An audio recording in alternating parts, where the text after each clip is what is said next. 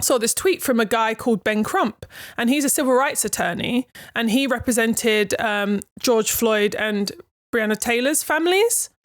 The Olympics will now ban any athletes who wear a Black Lives Matter shirt, kneel during the national anthem, or raises a fist to oppose racism. This sends the wrong in capitals message about basic human rights, and I urge the Olympic Committee to reverse this decision. And I responded and I was like, because athletes are seen as just a commodity. We are not even paid to compete at the Olympics. It's a joke. But they know we love what we do so much, the dream. They can use that to rob us of what should be our basic human rights. And I really believe that. Athletes and everyone was hoping they would drop this Rule 50, right? So that athletes could basically express themselves how they want in their moment. Their moment. It's their moment. They literally worked, blood, sweat, tears, sacrifice. Like, it's their moment. I want to read what Rule 50 is. Rule 50 of the Olympic Charter provides a framework to protect the neutrality of sport and the Olympic Games.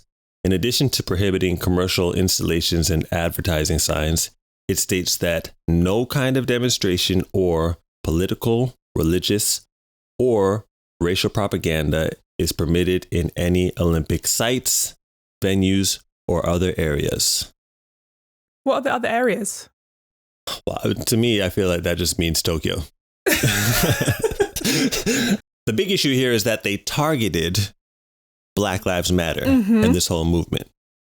Now, if I was to hear Black Lives Matter, do I hear a political statement? I don't. Me neither.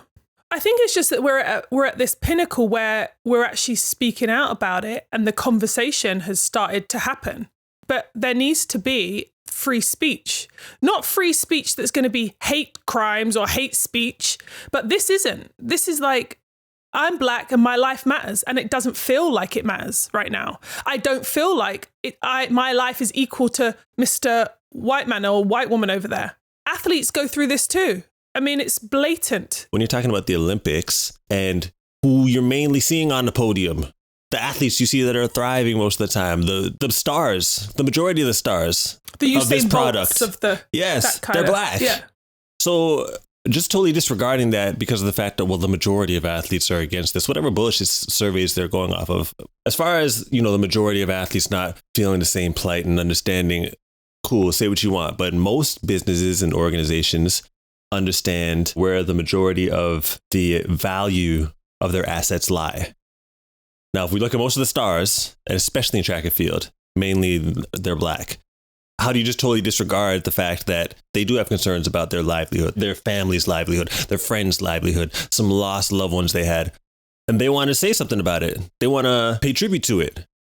Now, in the definition I gave, they said something about racial propaganda. Would this be considered racial propaganda? Propaganda, if we define it, information, especially of biased or misleading nature, used to promote a political cause or point of view. Is this whole Black Lives Matter movement misleading? I don't even want to say biased, because how could it be biased? We're seeing everything happen right before our eyes. So but it's biased because Black people are saying it. But also now white people are realizing that white people are seeing it too. So biased, you can't align that with what this is. Misleading would basically be saying that we're lying. Used to promote a political cause or point of view. I really don't find this political. Do you find this political?